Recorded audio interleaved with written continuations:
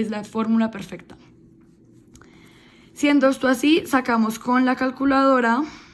Con la calculadora vamos a encontrar cuál es el seno de 35 para, como expliqué, despejar h. Entonces, lo primero que se hace es dejar a h solo. Entonces, ignoremos esto por un momento. Lo primero que se hace es dejar h solo. Entonces, se va a pasar a multiplicar a ambos lados el 1.95. Entonces, se multiplica seno de 35 por 1.95 y esto nos va a dar h. Tras meter todo esto en la calculadora, el resultado nos da 1.118. Entonces, bueno, aquí no tenemos todo, aquí solamente tenemos la altura. Y ahora debemos reemplazar la altura en la ecuación del área de los triángulos. Entonces, el área de los triángulos es base, que como sabíamos es 3.2, por altura, que acabamos de sacarla, entonces 1.118 dividido 2. Esto nos va a dar 1.79, bueno, 792. Entonces esta es la respuesta final. Consecuentemente, nos pedían que debíamos escribir el área del rectángulo STVR. Entonces, para que vean, qué pena, espérate. STVR. Ah, miren, qué pena. STVR. Entonces, es este triángulo de aquí. No es el de la base, entonces es importante no confundirnos, sino este triángulo de aquí, que mide lo mismo que el de aquí atrás. Entonces, pues el área de un rectángulo es muy sencilla de calcular. Entonces esto es base por altura. Entonces multiplicamos 1.95, que es la medida de este segmento de aquí, por 4.7, que es la medida de este segmento de acá. Entonces este por este. Y eso nos va a dar que el área del rectángulo es de 9.165. Ok, continuando. Calculé la superficie total de la tienda incluyendo la base. Entonces ya tenemos el área de este triángulo y el área de este rectángulo. Sin embargo, como dije, falta la base. Toña, si quieres prender mi celular. Bueno, esa es mi roommate. Bueno. Entonces, ahora, ¿cómo hacemos esto? Pues bueno, aquí le hice como una pequeña explicación. Entonces, pues son dos triángulos más dos rectángulos que ya calculamos y nos falta el área de la base.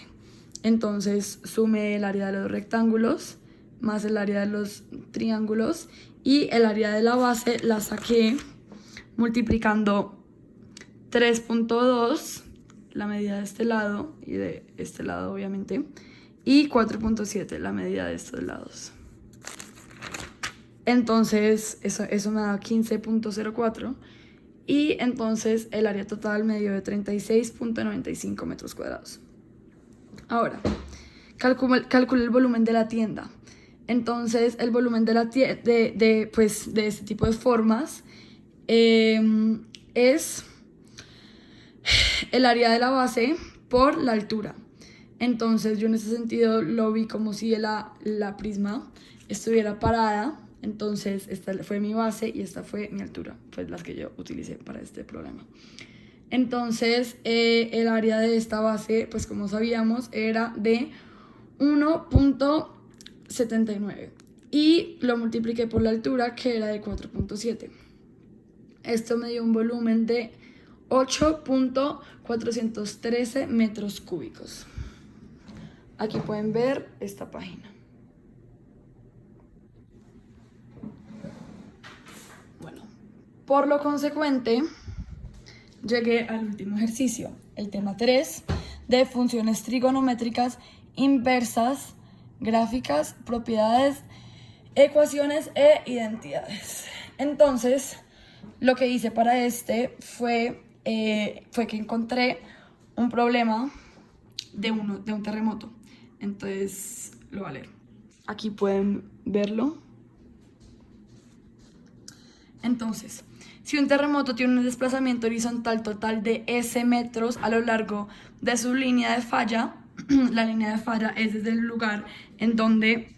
Voy a poner esto así. Esta es una imagen explicativa. La línea de falla es verticalmente para arriba desde el lugar donde fue el epicentro del terremoto, es decir, en donde se provocó el terremoto. En esta imagen, estos son los bloques de tierra, uno se está desplazando para un lado, el otro se está desplazando para el otro. Entonces aquí es el epicentro del terremoto y hacia arriba es la línea de falla. Entonces, seguiré, bueno.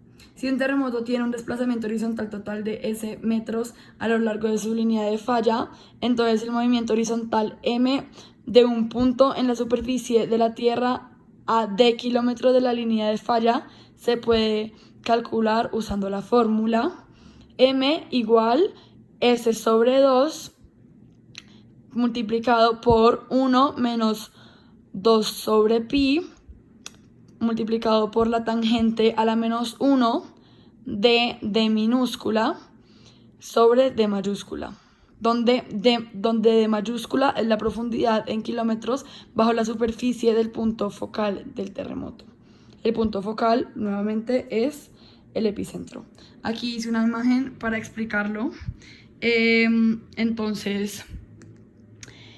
Entonces, de la profundidad de la superficie hasta donde fue el epicentro del terremoto, o sea, el punto focal, ese es el desplazamiento total que generó este movimiento, el desplazamiento total.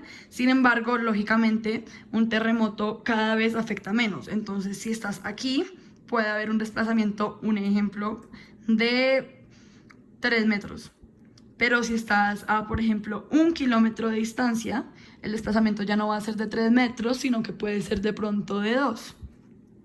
Entonces, D minúscula es la distancia de cierto punto al epicentro, hacia la línea de falla. Y luego M es el desplazamiento de ese punto. Entonces, ¿cuánto se desplazó un punto que estaba a 1 kilómetro del centro de falla? Esa no era una explicación de matemáticas, pero es un poquito necesaria para entender el problema porque yo no lo había entendido antes de buscar una foto en Google de cómo funcionaban los terremotos. Entonces, esta es esta imagen. Esta es la última imagen y tengo una gráfica en el computador. Bueno, ahora lo primero que me preguntaban, este es mucho más corto, es que para el terremoto de San Francisco en el 1906, ese fue de 4 metros, o sea, el daño total fue de 4 metros, y D mayúscula de 3.5 kilómetros, es decir, la profundidad en donde fue el centro de falla. Calcule M, o sea, cuánto se desplazó desde cierto punto, para los valores expresados abajo. Entonces, se calculó para 1 kilómetro. Para un punto a 1 kilómetro de distancia. Entonces, bueno, se tienen los siguientes datos. Entonces sabemos que, pues como se explicó anteriormente, de la distancia de profundidad del epicentro, de minúscula la distancia horizontal desde un punto al epicentro, M es la distancia que se desplaza el punto, esa es la distancia horizontal total del movimiento, y en este caso conocemos los siguientes datos. Sabemos que la distancia horizontal total del movimiento es de 4, o sea, S. Sabemos que D mayúscula es de 3.5 y que D minúscula es de 1. Entonces, utilizamos la fórmula dada para reemplazar y nos dio que M igual 4 sobre 2 por 1 menos 2 sobre pi por la tangente a la menos 1 por 1 sobre 3.5, y esto en total nos dio 1.645 en la calculadora. Entonces, como se puede ver, aquí está la respuesta.